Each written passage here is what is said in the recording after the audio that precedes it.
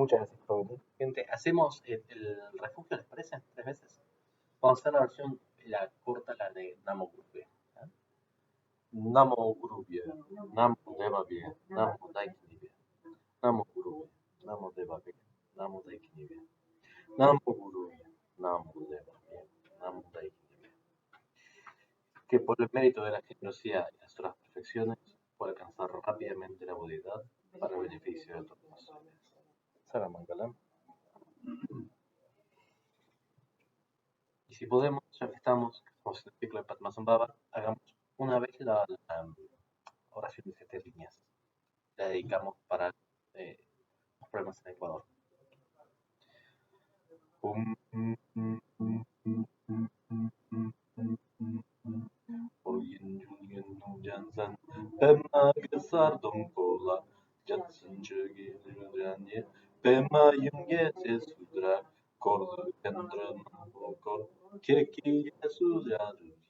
Jinjilaji Seguso Guru Pema Shiri Om.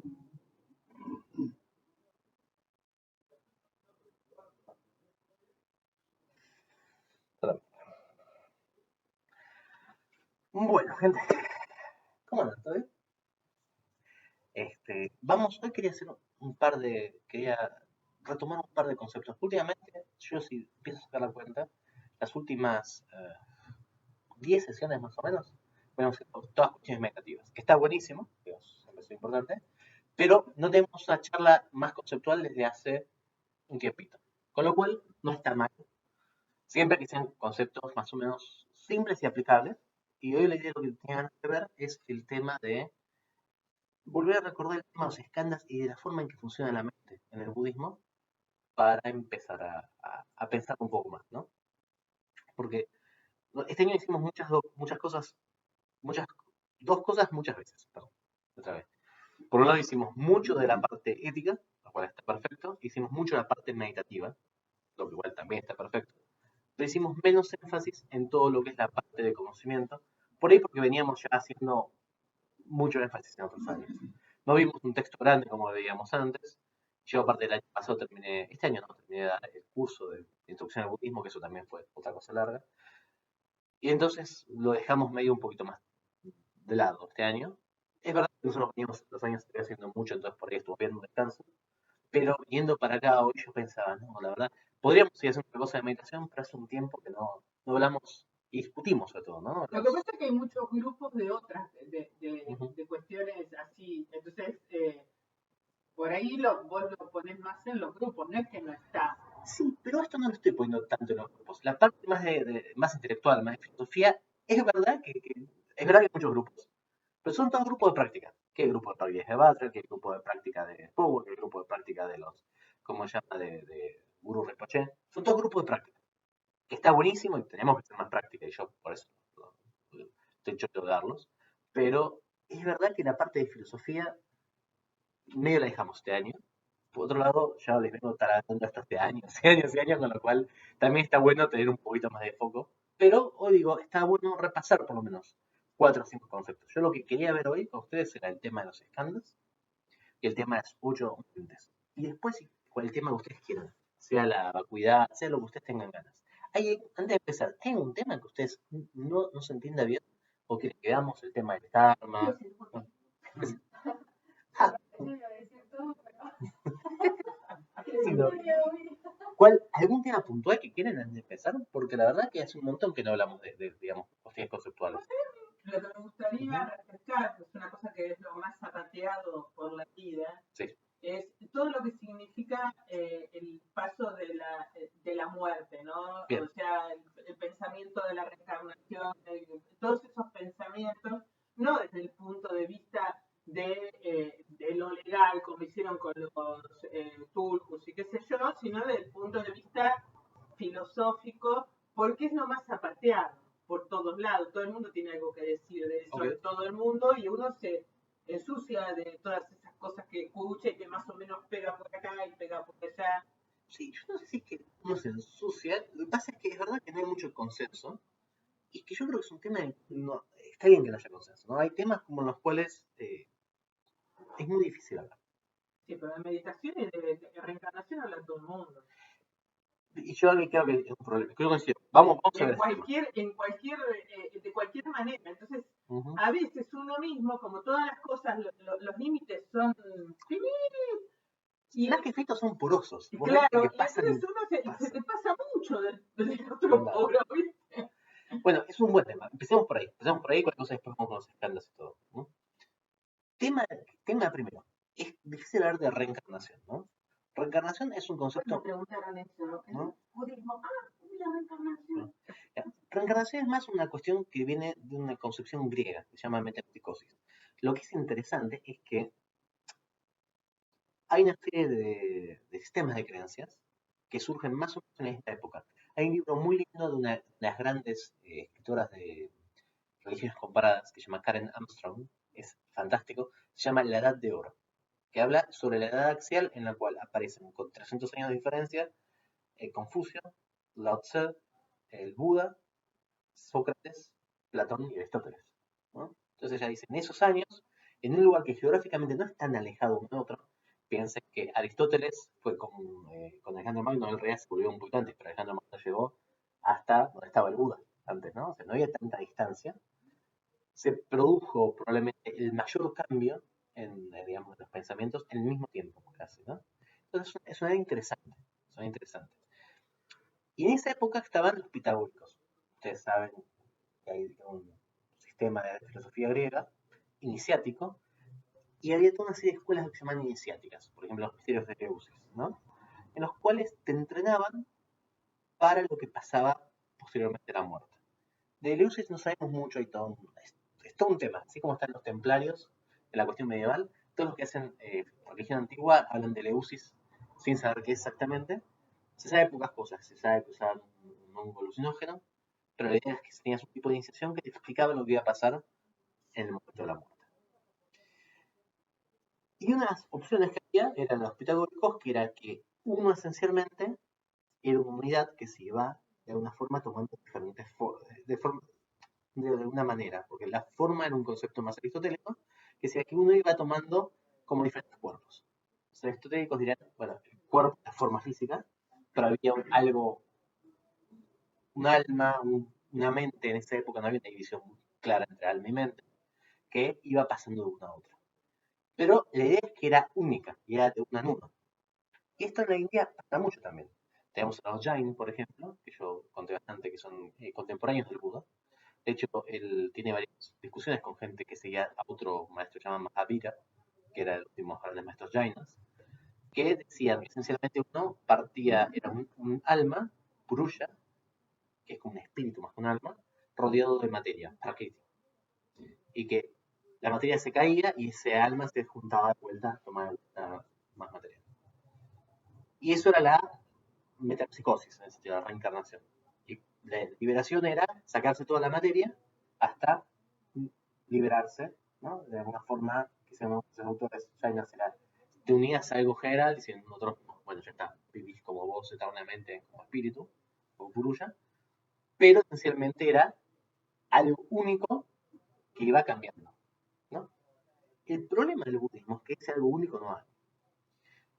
El único lugar, el único, por así decirlo, la única institución, la única herejía dentro del budismo que una vez fue perseguida, perseguida tampoco es que se iban y hacían un cisma y se mataban, simplemente se sacaba de los monasterios. Era un grupo de gente llamada los Pugdalabalistas, Pugdalabalins, que seguían un sutra, que era el sutra del fardo de arroz, que decía que en el Buda le preguntan esto, che, pero si no hay una unidad, ¿no crees? Si no hay una unidad, ¿qué es lo que...? Pero vos estás hablando de vidas. ¿Vidas de qué? Y el Buda en ese sutra, él dice, es como si hubiera un fardo de arroz que lo toma, por ejemplo, Vero, lo lleva un tiempo, lo deja y después lo tomo yo. Y la mayor parte de los textos, de los comentarios, dicen que ese fardo de arroz es los actos kármicos, los votos, las acciones que hacemos, etcétera, etcétera. Pero los Pugdalabadas dicen, no, no, no, no. Pero el fardo de arroz es un objeto. Entonces, ese fardo de arroz en realidad es algo. Entonces, Vero y yo somos algo que es como coyuntural, pero el fardo de arroz es algo. Que para mí es estirar demasiado la metáfora. Estamos hablando de metáfora de un fardo de arroz. Si pensamos el fardo de Una arroz, metáfora para la gente que estaba ahí, aparte. para gente que estaba ahí, y aparte el fardo de arroz no es una roca. Si lo hubiera dicho, es una roca, o es algo así, el fardo de arroz es un montón de granitos que se caen, se desarman, digamos. Para mí, si lo piensas así, el fardo de arroz como algo irrompible, no sé. Hubiera dicho, es un diamante, pero bueno, los Pugdalabadas, a diferencia de todo el mundo, todo el resto de budistas dicen, no. Esto es como un Atman. No es un Atman, en el sentido que no es un espíritu completo, pero si lo miramos medio así, es algo indivisible que es uno. Es una base necesaria y suficiente para la existencia. Y eso te rompe la plantilla mutuana, porque te dice, ya no estamos todos interdependientes. Entonces, todos los taoístas dicen, no. Para esta época el Buda se había muerto, ¿no? Entonces ya no podías ir a preguntarlo. De cualquier forma, los Pugdalabadas en número eran mucho más que el resto de los budistas. Era una sola escuela, pero era probablemente la que más monasterios tenía. ¿Por qué? Porque era más compatible también con el resto del budismo. Claro. Entonces era como el budismo hinduista, por así decirlo. Claro. Y esta escuela después la va a agarrar Shankara, que es un maestro que reforma el hinduismo en la Edad Media India. Y en realidad lo que hace es toma todo el lenguaje mayamaka y le mete Atman adelante. Y él va a sostener mediante esta escuela que el Buda era un avatar de Vishnu, en realidad, ¿no? Ajá. Pero previamente, para el budismo es una escuela que es heterodoxa, digamos, ¿no? Totalmente extraña. Ahora la pregunta es, ¿qué es lo que reencarna entonces? Pues hablamos de reencarnaciones, hablamos de vidas pasadas. ¿Qué caso es lo que reencarna? Si no hay un Atman ahora, ¿cómo puedo decir en mi vida pasada o lo que sea? Y hay todo un problema dentro del budismo y hay varias respuestas. Otra es, por ejemplo, la respuesta del Buda. La respuesta del Buda, según Canon Pali, es, no te preocupes, eso no te tiene que preocupar. ¿Por qué? Porque no es algo que te ayude ahora. Y de ahí la parábola de la flecha. Si a vos te tira una flecha, en una pelea te entra una flecha inmediata, lo que necesitas es sacarte la flecha. No empezar a preguntar, che, ¿de dónde viene esta flecha? Esta flecha la hizo alguien que me quería o que no me quería. ¿Cómo la construyó? No, sacate. O sea, vos ahora estás sufriendo. Tu preocupación tiene que salir del sufrimiento. No. Si la vida pasada, la vida futura, olvídate eso. Estás acá. Esto el Buda lo dice y por supuesto la gente dice, ok, pero ¿cómo es lo de mi vida pasada? Claro, pero. Claro, está bien. Lo entiendo, ¿no? Pero está bien. Ay, ¿cómo era? ¿De dónde Claro. vengo? Y el Buda da en otros textos bastantes cuestiones que para mí me hacen pensar que cuando él habla de vidas pasadas, habla de cuestiones que él ve, porque generalmente lo que él llama el poder de ver las vidas pasadas, son visiones que vos tenés en meditación. Entonces, el Buda nunca dice hay una relación de uno a uno, una vida pasada, una vida futura. A mí lo que yo entiendo de los textos del Buda, sin entrar en las explicaciones básicas, es que lo que el Buda dice es, cuando vos tenés una imagen en el momento de meditación profundo, vos estás meditando y de repente pum, te encontraste con un sueño, una cosa muy por el estilo, eso puede ser un resultado de parte de un contenido mental que estuviera previo, que vos lo interpretaste así. En ese sentido, el Buda va a decir, están las vidas pasadas. Es algo que vos venís, del cual vos podés captar, pero que no corresponde a ninguna cuestión posicional que vos imaginaste, me quiero imaginar aquí no sé, en Marte, ni tiene que ver con una experiencia tuya. Vos estás pensando, meditando y de repente te aparece una imagen tuya en Marte. Yo tuve una imagen así. El Buda dirá eso es un resto de vida pasada. Pero tampoco se sintetice, vos antes estabas en tal lado y por eso te pasó esto. No, en la comunicación. Fue como en el total de la comunicación entre las personas, como que te enterás. Eso dice, no entiendo. Sí, lo que él dice es, vos no hay una vida pasada, porque no hay una vida ahora. Claro. Lo que pasa es que vos tenés restos. ¿Pase? Querido, ¿cómo andás, che? Vi una manga de camisa y dije, señor ¿Cómo van, chicos? doctor. Esto no cierra. Hoy estamos, Euge, haciendo un poquito de repaso conceptual porque estamos haciendo mucha meditación, así que estamos viendo un par de temas teoría. ¿Cómo? Teórico. Más teórico, sí. Marco teórico. Marco teórico, exactamente. Estamos viendo vidas pasadas. Vidas pasadas, vidas futuras. Entonces, ¿qué pasa?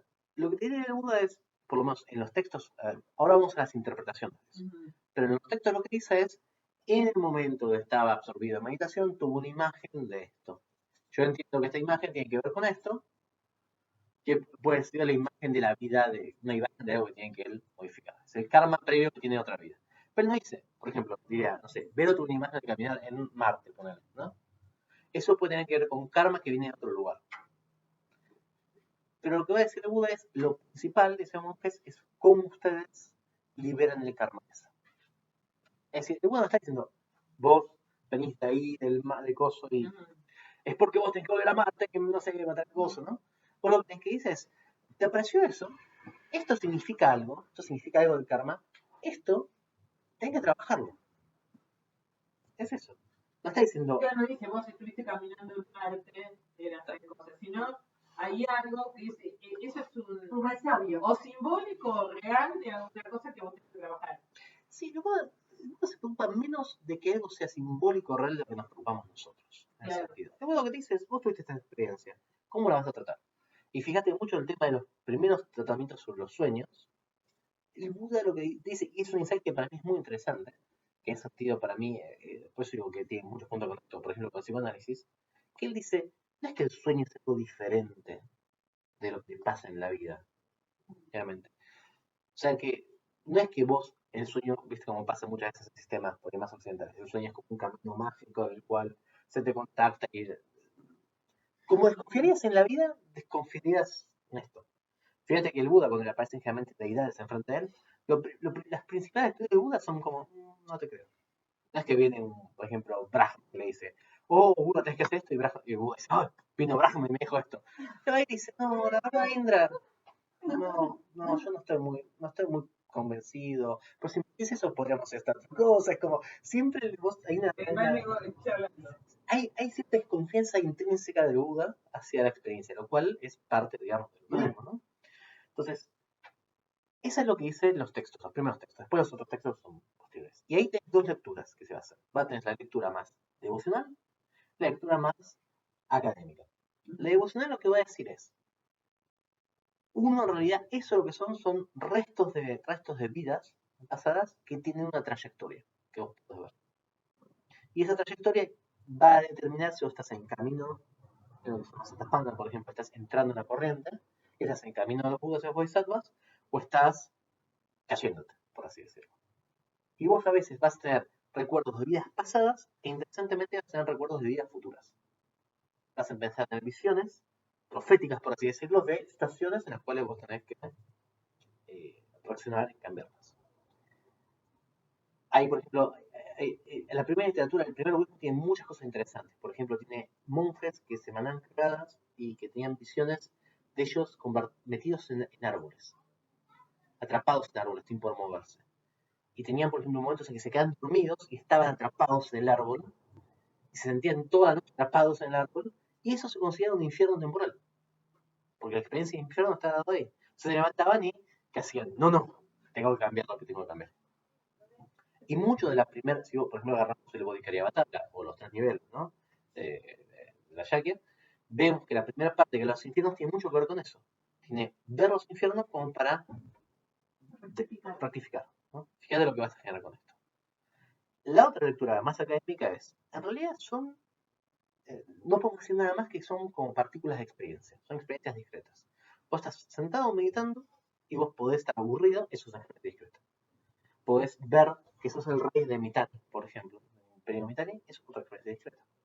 Podés pensar, podés decir, no sé, estás haciendo una en la meditación, es otra experiencia discreta. Podés, planificar algo para después. Claro, podés estar pensando en comer una pizza después. Otra experiencia discreta. Antes, perdón, una sola cosa. Lo que voy a decir es, eso no va a cambiar en tanto en cuanto esas experiencias no sean transformadas en dharmas puros, dharmas que lleven al sendero de la iluminación.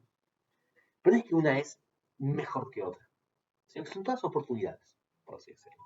Entonces, si vos ves que por pensar en una pizza vos empezás a pensar en todos los seres que necesitan algo que transformarse en una fantástico, ¿no?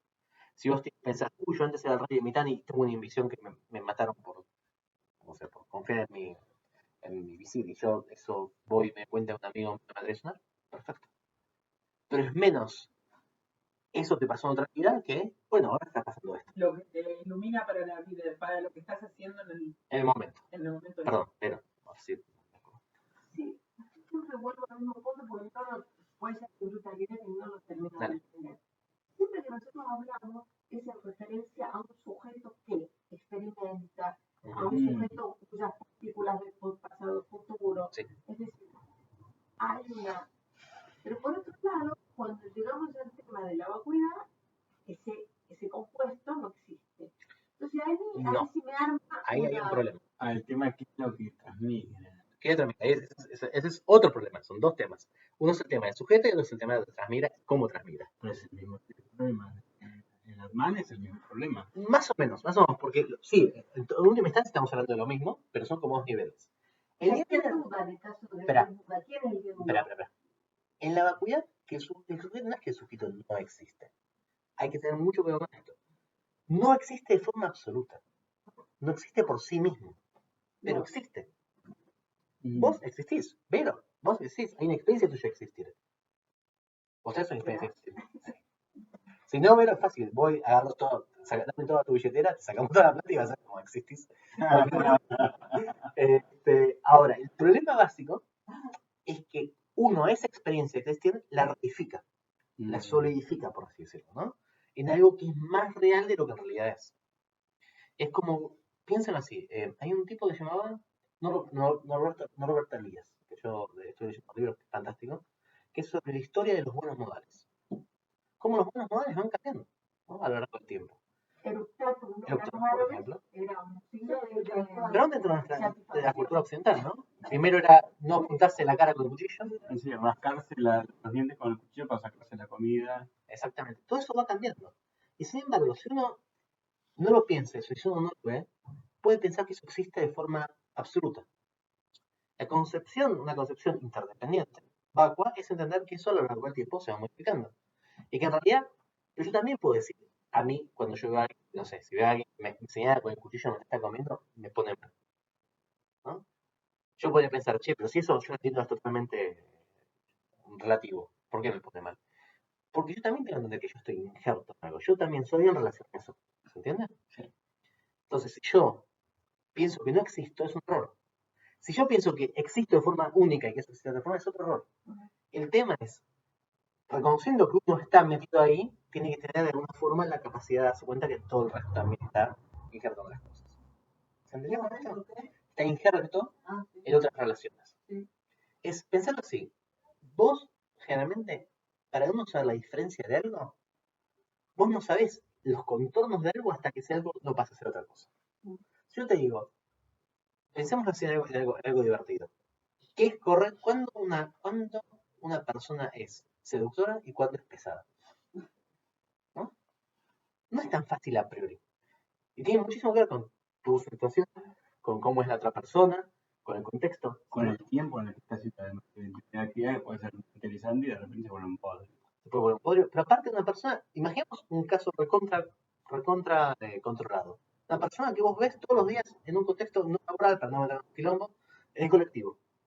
Por ahí, que esa persona un día te diga una cuestión y vos sonrías y lo tomas bien, es totalmente diferente que otro día te lo diga con el mismo tono, lo que sea, y vos lo tomes mal. La imagen de la otra persona te va a cambiar, todo esto va a cambiar. Entonces, ¿cómo puedes saber cuándo algo está bien o está mal? Generalmente uno lo sabe cuando pasa ese límite. El límite está definido antes. Si yo te digo, ¿qué es correcto, por ejemplo, hablar en un grupo de budismo? Uno va viendo el límite. Pero no es que nos sentamos todos y decimos, estas son el marco completo perfecto y es Nosotros abrimos bastante. adecuado. Todo el mundo Adecuado sería más que correcto, ¿no? Pero todos hacemos eso. Lo hacemos todo con todo. No hay algo previo, sino que lo vamos construyendo en base a eso. El sujeto es lo mismo. Vos lo construís en base a esa ida y vuelta. El problema es si vos te frenás mucho. Siempre. Siempre. Por eso el mismo Buda lo dice. Por eso es interdependiente. Por eso él ve en la hoja, él ve el cosmos. Porque para que la hoja existe, que él exista en ese momento, Todo tiene que estar construido en base a otro. Que no significa que no exista. Ese es el tema 1. Pero entonces el otro existe. El otro existe como existís vos. No significa que el otro no exista tampoco, sino que existe de la misma manera que existís vos. Como Es interdependiente. Si resultado cambia de una cosa, cambia todo. interseccionalidad, digamos. Como en menos Es un Simpson entrecruzamiento. cuando empieza la historia. Todos. Por eso se dice que es un intersector. Por ejemplo, en Thich Nhat Hanh lo llama el intersector de perdido desamortado. No es que el otro no existe. Existen, pero existen de forma interdependiente. Y el problema básico nuestro es que tendemos a reificarlo eso. Nosotros tenemos un mal día, le gritamos, respondimos mal a alguien y nosotros últimos tenemos un mal día. Ahora, otra persona hace eso y decimos, es un pelotudo. Siempre sacamos. Nunca pensamos eso del otro, que de la misma forma existe como nosotros. Siempre asignamos una categoría diferente. En eso, en esa idea de interdependencia, es donde también surge la bolichita. Porque es imposible liberar el sufrimiento, liberarse, si no se liberan todos. ¿Se entiende? Ese es el tema 1. Tema 2, que es otra pregunta súper interesante. ¿Qué es lo que se transmite? ¿En dónde? ¿En qué manera? Porque todo es interdependiente, en realidad no se puede hablar de una corriente cero, por ejemplo, que transmigra, sino que el conjunto de interdependencias se va modificando y avanzando, pero en realidad no hay una encarnación, sino que se dispara para todos lados y todo se dispara hacia uno, Exactamente. Lo que nosotros decíamos justo antes que llegaras vos es eso, es que no hay una encarnación. como las encarnaciones entre cuerpos. Con las encarnaciones en 3 cuerpos o como la metempsicosis pitagórica, que es o el Atman, clasificado que es A pasa a ser B. Pero hay una Pero es el diferencia mismo lineal. A que es B y en realidad eso sería una tercera cosa que cree que es A y B, pero en realidad es otra cosa que va. Pero sería un mismo ente. Está A, y después muere A y después está B, pero en realidad A y B tienen C en común, que es el Atman. Exacto. Pero no son ni A ni B, siempre es C. Pero se radificando. Eso es el Atman, eso no es budismo. Por eso. Eso es, por ejemplo, el jainismo, que te dice lo que teníamos antes de Prakriti y Purusha, la materia y el espíritu. Prakriti es materia, es coyuntural, Purusha es único. Es único, incambiable, es la chispa divina que se maneja en todo. El budismo no hay nada que sea no interdependiente. Entonces, no hay una reencarnación en ese sentido, sino que hay una serie de cadenas de causa y efecto. El ejemplo más clásico es, tenemos 2 velas, permiso, yo se las mostré una vez, ¿no? No se las mostré, bueno, se las voy a mostrar ahora. Para que te pases la Sí, pena. pásame 2 velitas y por favor un encendedor. Eso trae un saumerio. Sí, ahí le paso. Ya estamos haciendo. ¿Tiene una?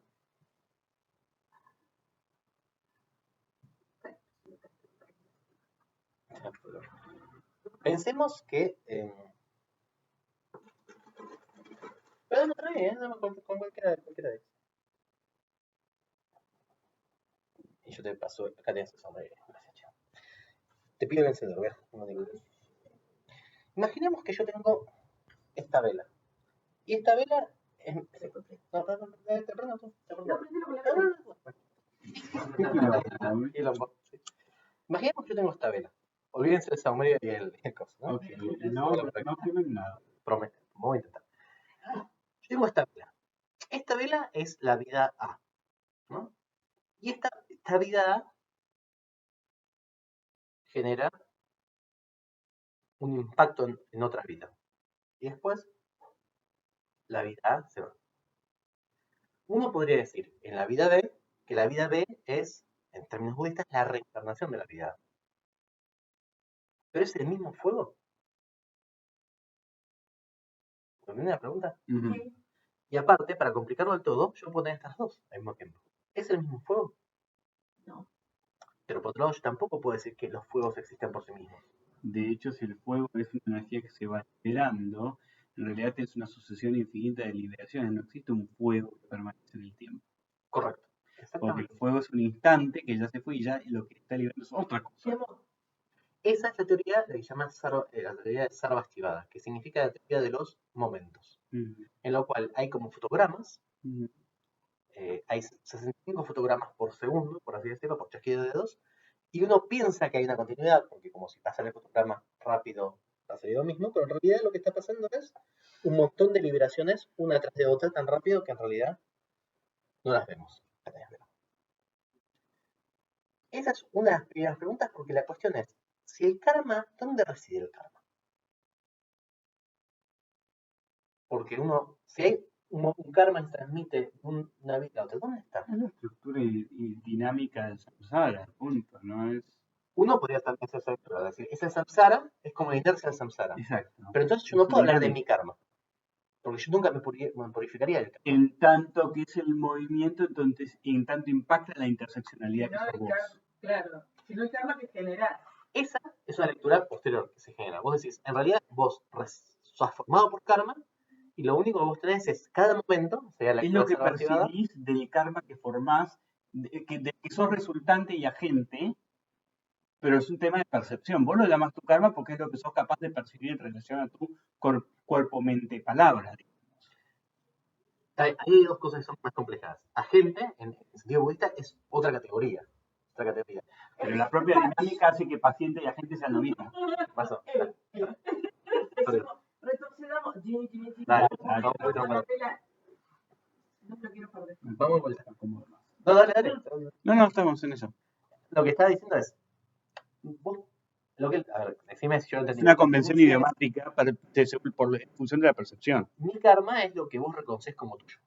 Claro, que en realidad es parte de una cosa mayor, pero lo muerdo, lo fijo en función de que eso es lo que puedo percibir en relación al conglomerado de cuerpo, para empezar. Muchas cosas más, pero pues lo puedo relacionar con mi cuerpo. Entonces creo que es mi karma, pero en realidad hay un gran océano dinámico karmático y es una ilusión que es mi karma.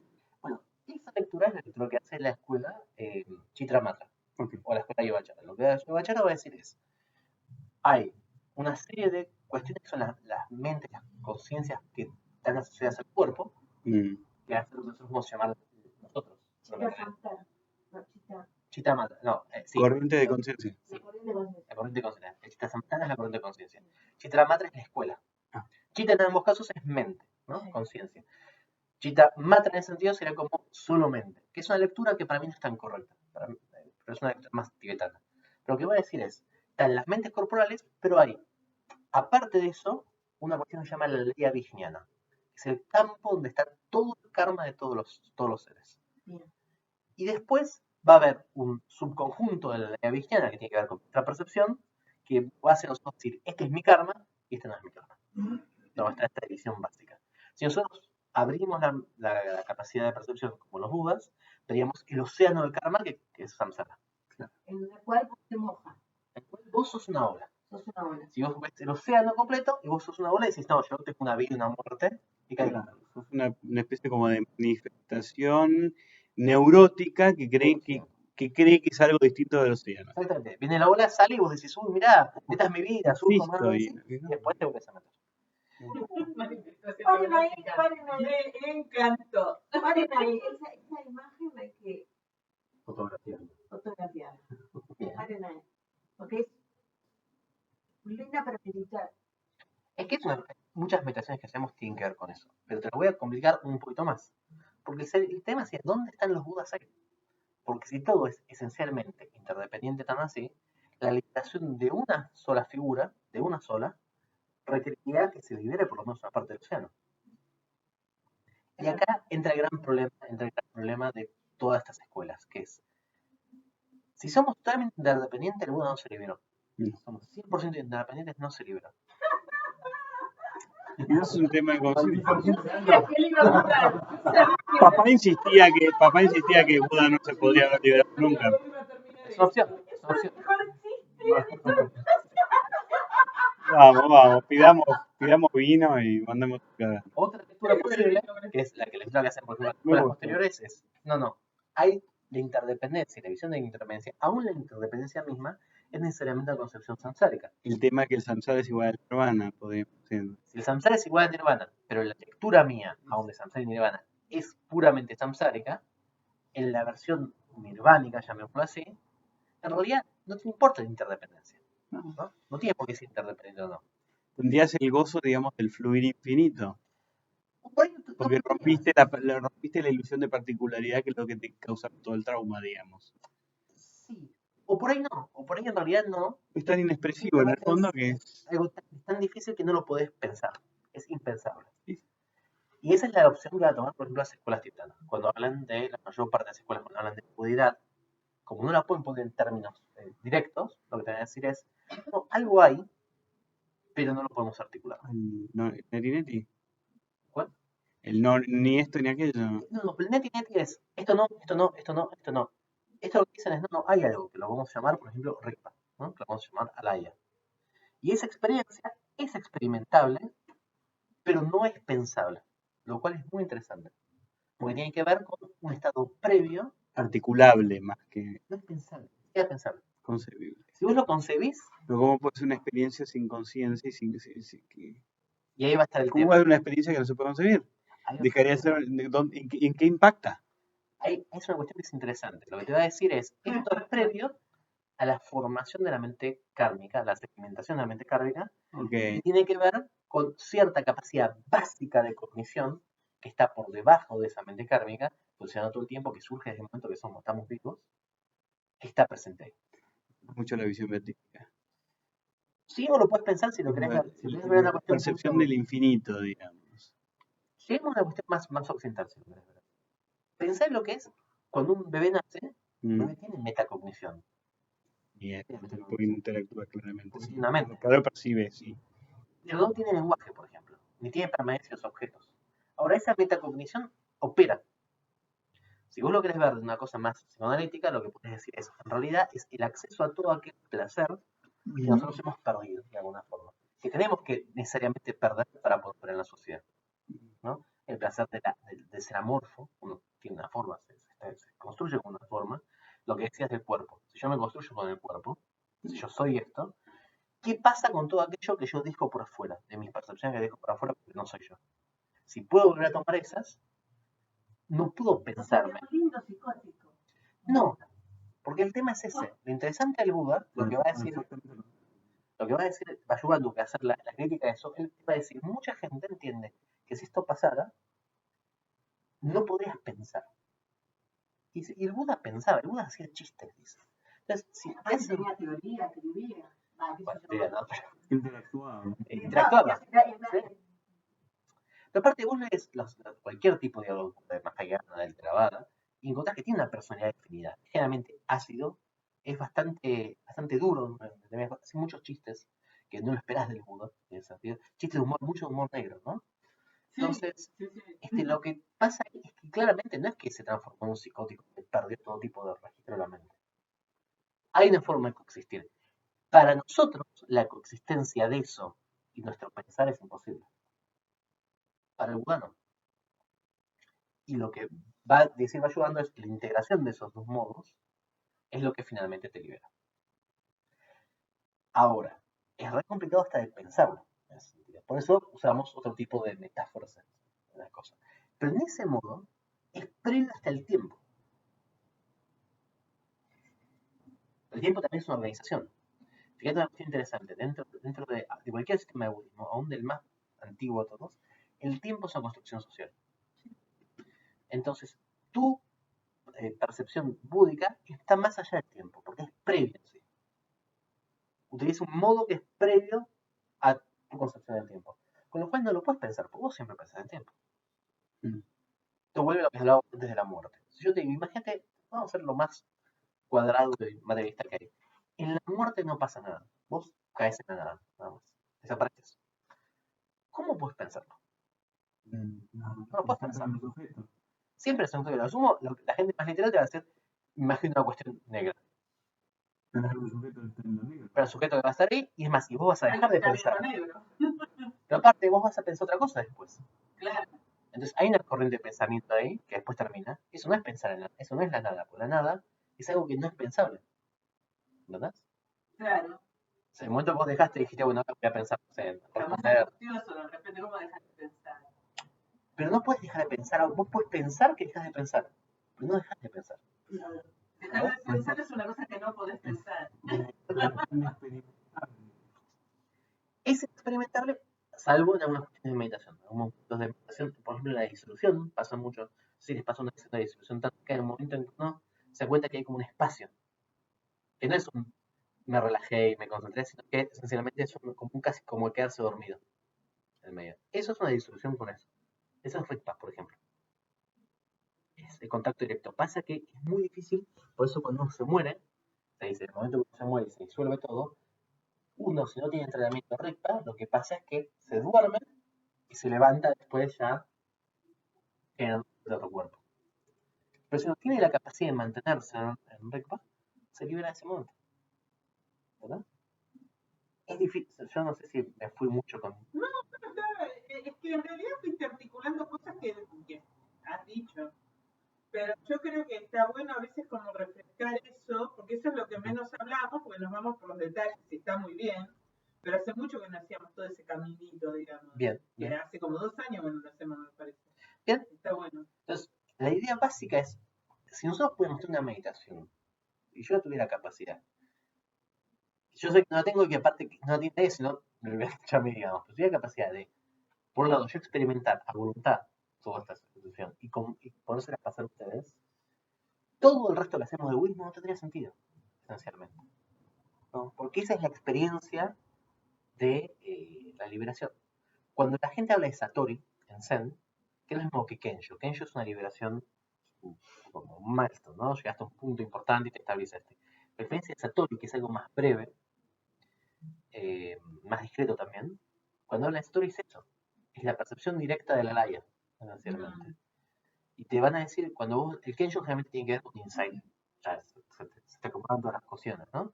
Pero Satori, vos lees las experiencias Satori y son en un momento estaba mirando el río, estaba en el río, cayó una rana y de repente tuvimos Satori. Y después, 3 horas más tarde, estaba sentado ahí. ¿Entendés?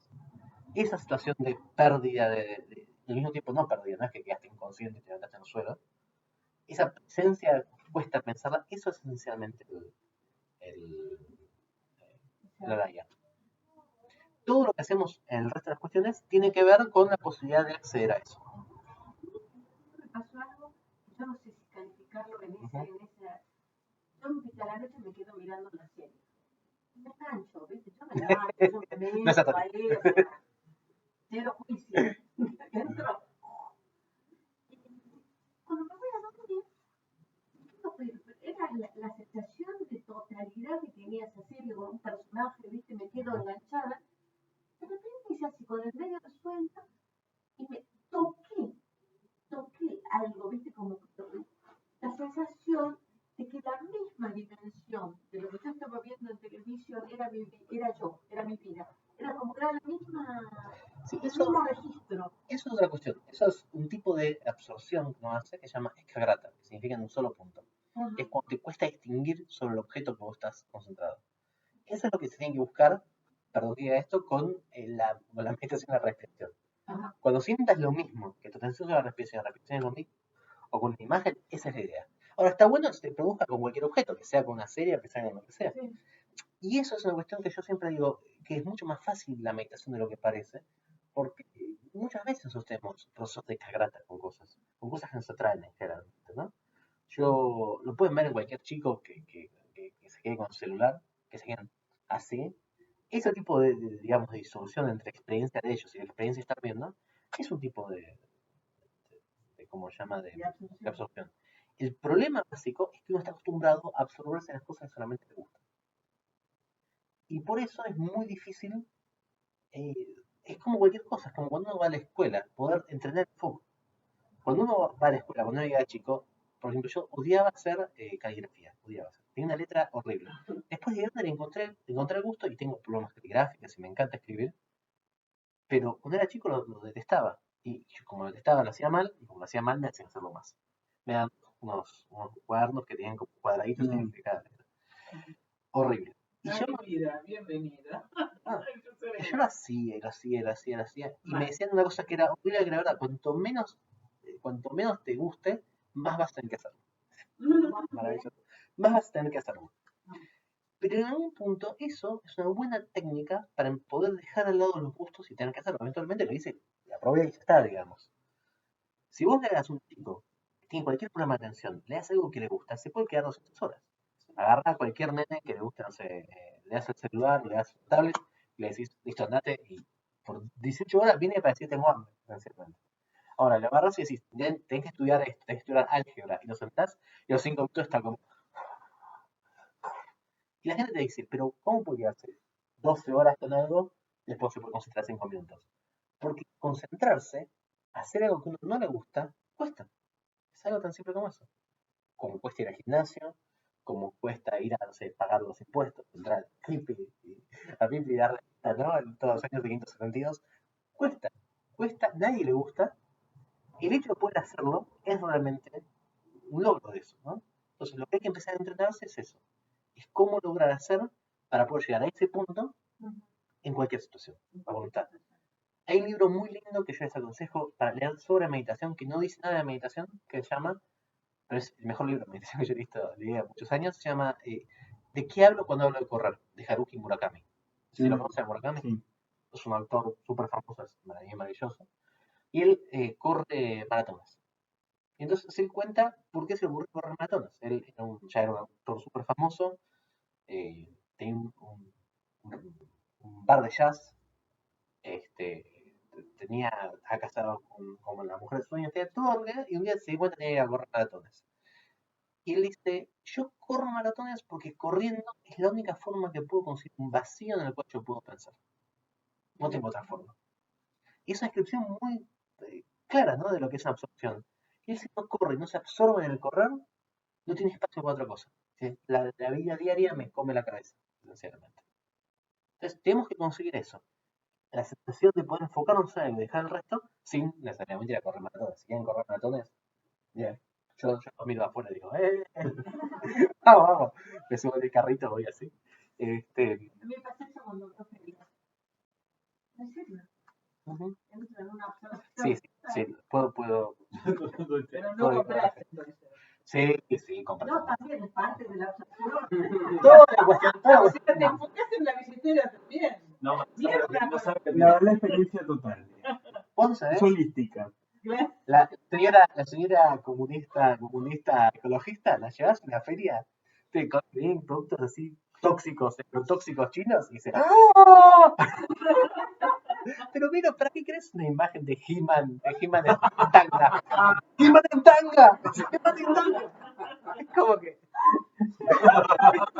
Sí, Aparte me olvido Solito, de persona. sí. Eso va a ser así como una corriente. Camina para un lado, para otro y mira así. Y yo, ¿querés ver? Bueno, sabemos dónde lo buscamos cuando se pierde. Sí. Perdón, te puedo contar la historia de cuando fuimos a Río. Teníamos Tiene tantas historias, Río. Mira, hacía mucho calor, estaba muriendo de mucho calor. Me quedé con la de la caipirinha sin azúcar. No, la caipirinha sin azúcar, eso fue terrible. Sin azúcar, no caipirinha, no caipirinha.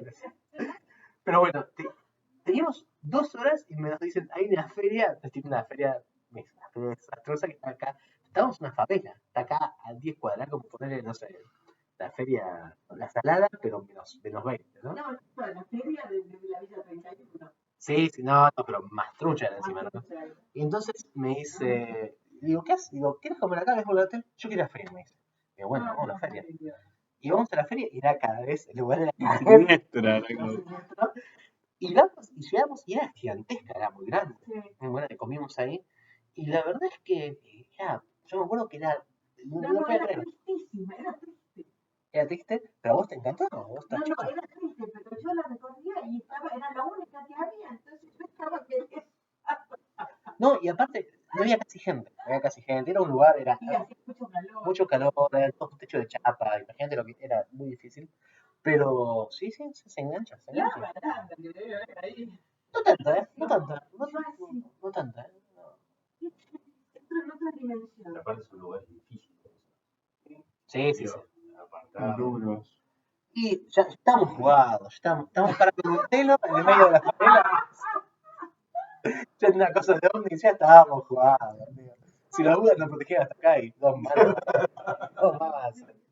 Pero la verdad que fue áspero. Pero bueno, esa es una cuestión. ¿Puedo responder con eso al tema de la Sí. resultado? Para la respuesta primera, no hay una reencarnación en el sentido tradicional, de que uno lo piensa, sí hay algo de contacto entre las vidas. Para mí la mejor respuesta, que escuché es de un monje que se llama Daoichi, de monje Zen, que le dijeron, ¿qué es lo que hay de vida? ¿Qué es lo que pasa bien? Le preguntan, ¿hay reencarnación en el budismo? El tipo respondió, reencarnación, ¿cómo que? A ver, ¿y qué es lo que se mueve de vida en vida? Y el tipo pensó y dijo, los votos. Los votos son lo principal que pasa de vida en vida. Y eso yo creo que es así, ¿eh? Claro. Es cuando nosotros hacemos una decisión real, bien realmente bien pensada, bien de acuerdo con nuestra sabiduría interna, eso tiene un efecto en el día a día. Pero también hay cosas negativas que vos puedes tener, votos Sí, negativos, sí. una venganza, un resentimiento. Funciona igual para lo bueno que para lo malo. O sea, a ver, esto ustedes ya deben saber, pero hace poco un grupo de neonazis colombianos, no sé si lo ya se ver, Neonazis con Los nazis en la marcha. los neonazis. Ay, me encantó, sí. Los mataron. Fue una marcha de neonazis en Alemania. Y pensaron que eran refugiados sirios. Los mataron. Casi te van a matar al lado. Los golpearon. Estaban ofendidísimos. ¿Cómo puede ser que Vinimos acá. A mí también me ven. Vos te Sí, viste, como parecido. claro. El nazi le decía, vos te viste. Claro. Pero espejo. ese tipo es un, digamos, pasa de Hitler a mí me parece que es un emergente de ese pensamiento, pero claramente no muere con Hitler. No. Y muere con Hitler ni comienza con Hitler. Y terminé en Medellín? Por alguna razón. De una razón extraña se transmite eso. Y eso es un emergente, y vos te das cuenta ahí de un voto negativo, si lo querés ver así, que sigue surgiendo. Que acá hay grupos nazis, que es para mí lo más gracioso del mundo, pero hay grupos nazis. Y hay grupos neonazis nórdicos que utilizan sistemas, estamos hablando de sistemas, Y por ejemplo, una ideología, podría ser una suma de votos. yo creo que una ideología, hay que ver también, ideología son esas palabras que son como amplias, No, ¿no? digo esas cosas que son así. Pero sí, si lo querés ver en el sentido de Marx, de hacen y no sabes por qué lo hacen, o de Gramsci, en el sentido común, de lo que la gente razona sin pensar cómo lo razona, para mí son como votos o como cuestiones kármicas previas, cuestiones colectivas. Es cuando, no sé, Estados Unidos ahora de repente nos está invadiendo todo el tiempo los inmigrantes, tienen que ser la pared. Eso es un sueño colectivo o algo colectivo que para mí no tiene nada que ver con la realidad. Sin embargo, Y claro, si alguien lo encarna, porque ni siquiera es el del que lo dice, aunque sea muy fuerte. Alguien está encarnando algo que es colectivo. sí, pero aparte, constantemente vos vas a ver que hay como es como una ola también. Como nosotros somos Sí. ola, eso funciona igual. Hay olas que se disgregan y se pierden y quedan ahí, y hay olas que generan otras y otras y otras y otras, y así vos te das cuenta de repente como diferentes pensamientos fueron cambiando. Algunos para bien, por ejemplo, esclavitud. Hace no tantos años, la esclavitud no era un problema, y ahora muy pocos países la se hace sosteniendo. Hay países que siguen habiendo esclavos hasta el día de hoy, Sí. pero es muy poco común. Entonces, eso, por suerte, es un cambio. Sí, pero la concepción de la esclavitud no la esclavitud per se. Dice el dicho. Las dos cosas yo creo que son. Yo creo que igual, ni esclavo en el sentido clásico. No estamos hablando tampoco de metáforas, estamos hablando de. La esclavitud No esclavo. estamos hablando de una persona que trabaja mucho y gana poco. Estamos hablando de un ser que es la propiedad física de otro. No se trata de una cuestión, es más la vista de el punto de vista de la sociedad. En un momento determinado, como es, los espartanos tenían sexo, el espartano que recién entraba, lo que van a espartanos sobrevivía, terminaba siendo violado por el espartano al que le decía, no, yo quiero ser como él, y socialmente estaba bien, digamos. Y vos lo pones ahora y decís, estamos todos locos, es una locura. Es decir, puede seguir habiendo eso. De hecho, en los submundos existen un montón de, inclusive la esclavitud, pero el punto de vista de la sociedad. ¿Me explico? Es decir, ¿me explico o no me explico? Es decir, el nazismo se puede hablar un montón, pero la acepción del nazismo, en el mismo momento del desarrollo del nazismo, si querés, como una corriente de votos que sigue hasta el día de hoy, fue mal vista en todo el mundo por cómo arrancó y sigue siendo mal vista por los resultados que ha tenido de antemano. Yo creo que lo que a mí me preocupa de eso es que vos te das cuenta que hay lugares en los cuales ser nazi, que antes era esencialmente algo totalmente condenable, de repente ahora volvió a ser. Te pueden invitar a que opines en un panel. Claro, vos podés decir, bueno, en realidad, y vos podés decir otra gente que dice, En realidad, el nazismo tuvo muchas cosas terribles, pero, Pero, y eso, para mí, Pero ya estamos mal. claro, digo, para mí eso es algo que está volviendo, que yo digo, ya sabemos cómo es esto. Aparte que un morocho quiere hacer así, es como una cosa que vos decís, me estás jodiendo, a ver. Pero a ver, todo eso es una confusión gigantesca. Vos te das cuenta, por ejemplo, el término ario, ¿no? A Tolkien una historia muy interesante. Le escribe un tipo, Tolkien, piensa en el medio de la Segunda Guerra Mundial, le escribe un nazi de Alemania pidiéndole que marque si los elfos y todos los personajes de Tolkien son personajes arios. Y Tolkien, que era filólogo, le dice, mira, el tema es que ario viene de los pueblos del Valle del Indo. O sea que los arios no son los germánicos, los arios son los pakistaníes. Entonces, claro, si vos querés que los elfos sean pakistaníes, no hay problema, le dice. Pero si los elfos son arios, no pueden ser germánicos. Claro, no pueden ser germánicos, tienen que ser pakistaníes. Y el tipo se enojó, le escribieron, lo boicotearon en Alemania. Y vos decís, ya de eso mismo, hasta el término hay una confusión básica, digamos, ¿no? Hay una brutalidad básica. Sí, pero por eso digo, yo creo que esas cuestiones van y vienen, pero esto es lo mismo que quiero decir, pensemos de forma budista, esto es los votos es el karma, en ese sentido, ¿no? Donde uno nace, está suscrito por eso tantos textos dicen, la gran suerte que tenemos de nacer en un momento en el cual existe el budismo, que podemos escucharlo y que nosotros lo podemos practicar, porque en otra situación no tan lejana te persiguen por la religión, ¿no? No tan lejana, al día de hoy te siguen persiguiendo en algunos lugares por la religión, en ese sentido. Entonces, eso ya es una gran ventaja. Y uno tiene que entender que eso funciona tanto para lo positivo como para lo negativo, ¿no? Lo cual es muy complicado. Ahora, la reencarnación, uno podría pensar que, y es la forma que yo por lo menos lo pienso personalmente, que en realidad el cosmos entero es la reencarnación de uno. Y uno en cierta forma es también una reencarnación del cosmos, que todos los seres son parte de uno, ¿no? En el futuro y en el pasado. Con lo cual, la idea es, para mí, por lo menos, a nivel de práctica, es intentar, ya no a nivel tan intelectual, sino que más a nivel de práctica, es intentar sentirse parte de eso, parte de todo. Entendiendo también que uno es también en un punto diferente. Hay un montón de cosas que uno puede hacer y que no te puedes hacer responsable, y que vos te puedes ser responsable de esto. Pero si vos te puedes ser responsable de esto, ya para mí es una mejora. Yo soy un gran creyente en esto. Hay una metáfora muy linda en el Avatar, no, el Avatar, que habla de la torre de Maitreya, en el cual Maitreya Buda, que es el Buda que va a venir, está ahora en la torre como una especie de faro en el medio del océano Índico. Está mirando todo el mundo en meditación. Y cuando él encuentra algo que va a ser un desastre, saca una piedrita chiquitita y la tira sobre una ola. Y el resultado de toda esa acción eventualmente impacta y cambia la situación que va a terrible que va a pasar, ¿no? La teoría del caos. Mariposa. Claro, sí, eso es bastante posterior, ¿no? O pero la sí es eso. película esa Link, que va el músico que es ciego y genera una vibración para que todo cambie. Sí, digo eso es interdependencia, digamos. Entonces yo creo que por lo menos para mí, en práctica y lo que tiene que ver con la reencarnación es eso, ¿no? O sea, es pensar que lo que yo haga va a tener un efecto mínimo más grande en el resto del mundo. Y pensar que si yo quiero liberarme, por lo menos en este momento, tengo que pensar al resto del mundo. Y también sabiendo que es probable que si algún día me libero, pues lo veo difícil, pero mi experiencia no va a ser lo que yo pienso que es ahora. ¿Entendés? Como hago, ¿lo limitas a la acción o puede ser, por ejemplo, un pensamiento? Puede ser.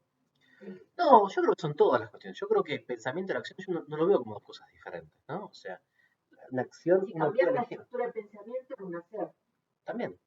Pero lo que yo me ha pasado a lo largo del tiempo es que me he dado cuenta del gran valor de ser.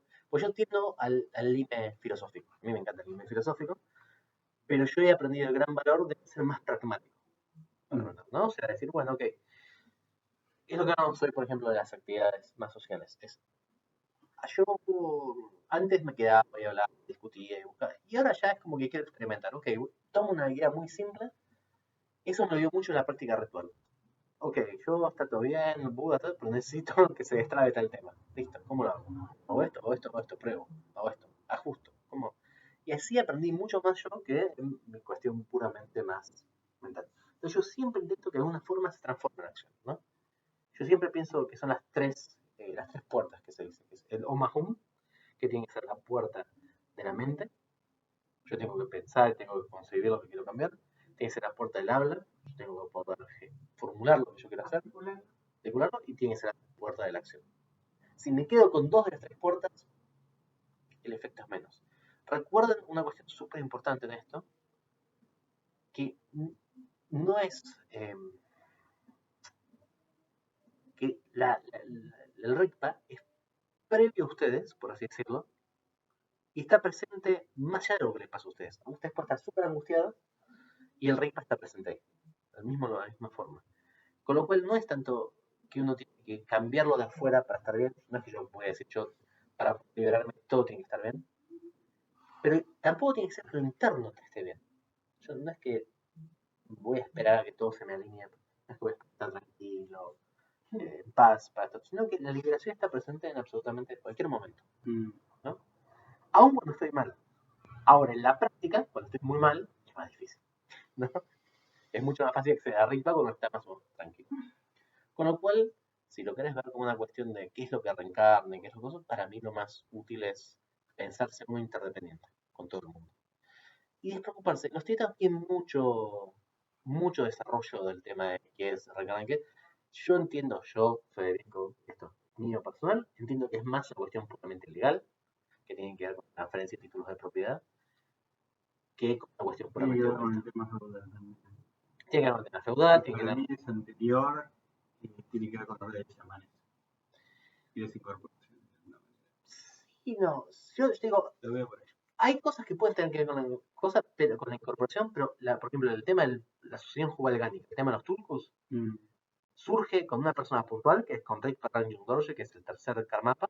Sí, pero es una forma de mantener el orden. Se forma a mantener el orden, pero su primer cosa es, él dice, yo soy la encarnación del primer Karmapa, ergo, por tanto, todas sus propiedades son mías.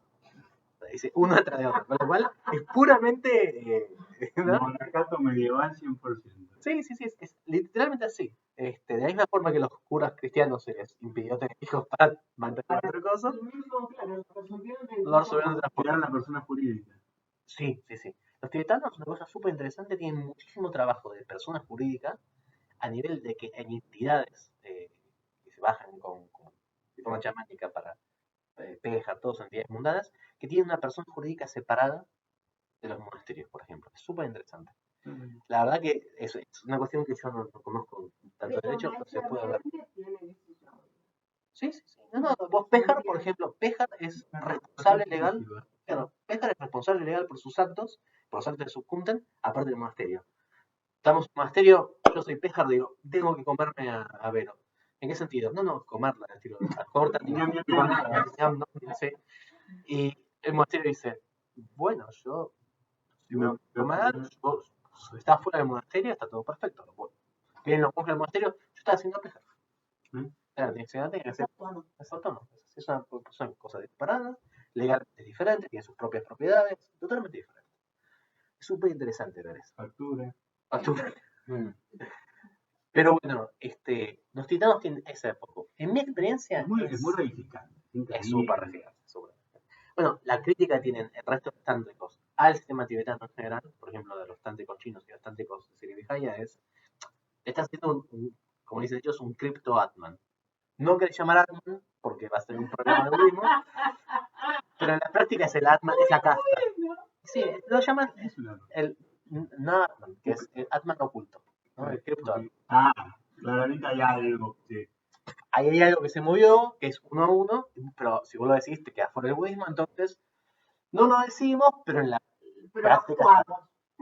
Le pagamos impuestos. No le decimos, pero pagamos impuestos. Pero está. Y eso ahí sí, por ejemplo, para mí es una ideología, que lo quería Marx. No, lo hacen, pero no saben por qué lo hacen. Y por eso. ¿no? Entonces, para mí ahí hay una cuestión más ideológica. Pero en la práctica, mi consejo es, preocúpense de eso. Y para mí lo más importante a nivel práctico es intentar entender la interdependencia de todos los seres.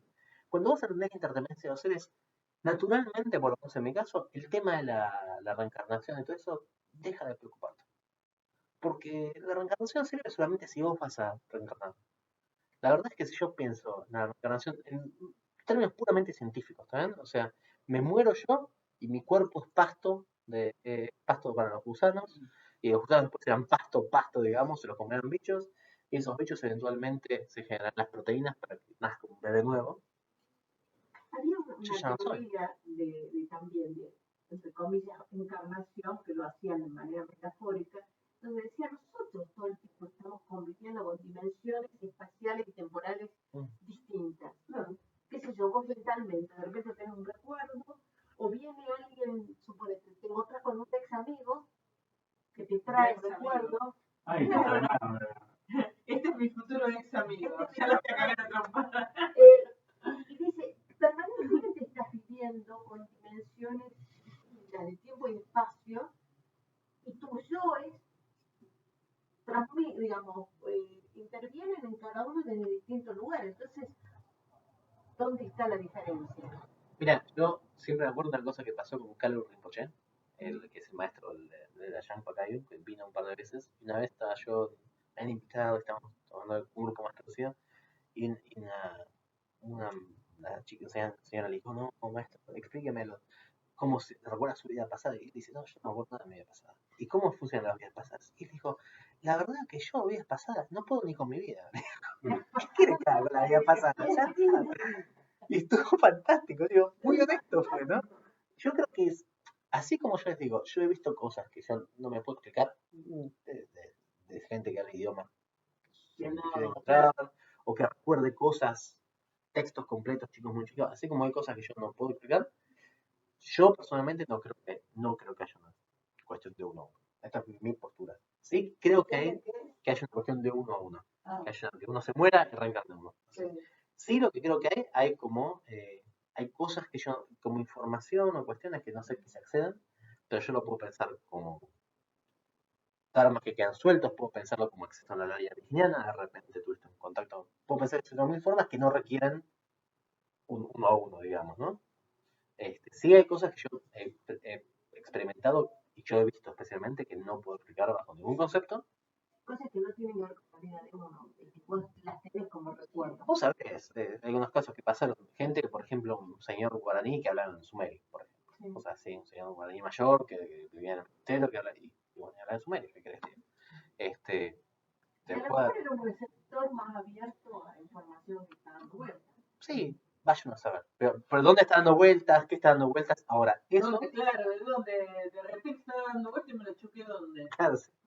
El problema es ese. El golpe de sumerio, ¿no? El problema es ese. ¿Cómo uno puede llegar a eso? No sé. Hay cosas que yo no puedo explicar. Ahora, yo no creo que exista esta cuestión. Claro. No.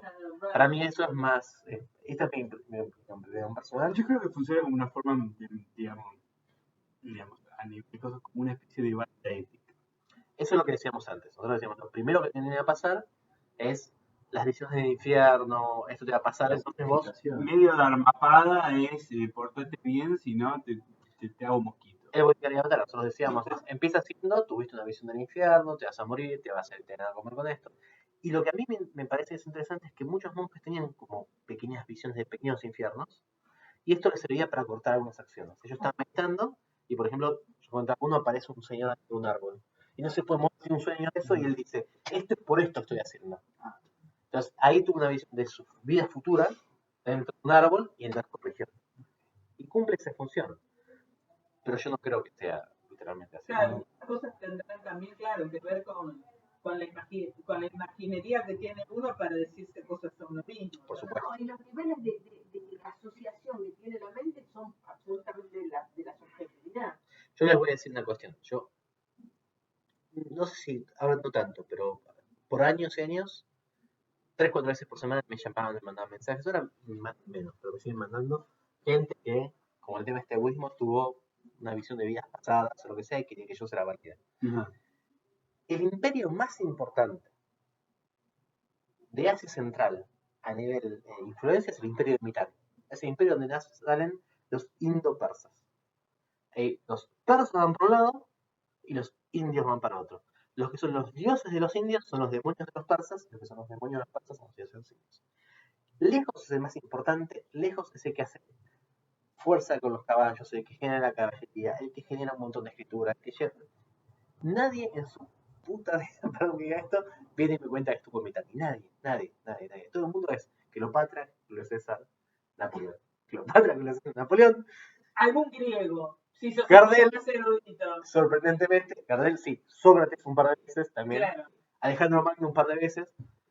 Nunca nadie es un, Diógenes, claro, algún Diógenes. nunca es un tocario, por ejemplo. Nunca Claro. es un señor tocario que está en China. Y no, son todos así. A mí eso me hace pensar que la mayor parte de la gente Tiene con un problema de eso autoestima. tiene un problema de autoestima y toma las cuestiones que ellos ven que andan pululando por su La alrededor interpretan. y la meten ahí. Claro. Ahora, ¿eso significa que no tiene valor para la persona? No. Eso tiene valor para la Tiene valor para la persona y es probable que esté queriendo decir algo para la persona que sea interesante saberlo. Pero Para es la una cosa para poner en los anales de la reencarnación. No sé, Especialmente en los anales. Lo puedo poner en los anales. Sí. Exactamente vale.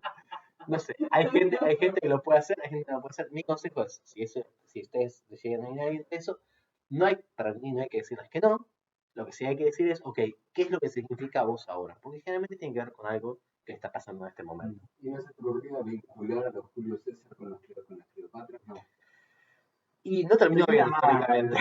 Exactamente. No vi en el lanzamiento de Aparte Podría son ser. muchos, es un puterío. Eso, ¿sabes? Te juntás a todo lo que Pero hago. aparte, históricamente no terminó Cuando bien. empieza a pegar, empieza el verdadero. Y pero también se lo podemos arreglar, lo podemos arreglar. Ella cuchilla. funciona. Claro. Sí, yo la verdad que prefiero ese sentido. Pero te imaginas todo, aparte el gasto, porque la verdad No, es que pero gastaba es para las chicas, los chicos con las sábanas arriba. El tema es el No. maquillaje, el dorado. Julio César, no, esto que sabe hacer Pero relado. Julio César tiene que pagar en dólares, perdón, en oro. Sí, Lo que entre estaba, tanto. yo válido, pero oro yo quiero. Sí, que nosotros nos quejamos que quieren venir los monjes y que quieren cobrar. Imagínate te vale bien. Una cuestión. Bueno, pero contesté lo de. Me encantó, no, porque aparte, como yo trabajo con gente, te pasa que entre lo que vos lees, lo que vos, y qué sé yo, las cosas que te dicen por ahí, qué sé yo todo esto lo tenía, lo habíamos hablado, pero está bueno como darle aire. Bien. Es como volver a encontrar el lenguaje, porque uno se la pasa desarmando cosas todo el tiempo. Y la verdad es que uno, que tener la herramienta del lenguaje, ¿no? Es como que Igual, una idea bastante. mi consejo es, cuando viene la gente a esto, yo lo que se consejo es, no hay nada que choquee más a la gente que uno le diga, sos budista, crees en la reencarnación y vos le digas no. Mi consejo es, pregúntenle primero, ¿vos crees? Y porque ahí te empezar a contar si vos... Sí, en esa soy buena, pero el tema no es ese, el tema más que nada era para mi estructura mental Sí. también. Bien. O sea, y no es que yo no lo tenga claro, pero a veces es como que... Hay que refrescar, perfecto. Sí, la estructura mental está buena. Bueno, gente, entonces, muchas gracias a todos. Aquí por el mérito nos liberamos todos. Y un par de cosas más, así que ya terminamos. ¿Parroquiales? Ah, tiene preguntas. No, para que para Esto esto. es para votar. No, todo viene más o menos bien. Todo viene, por ahora todo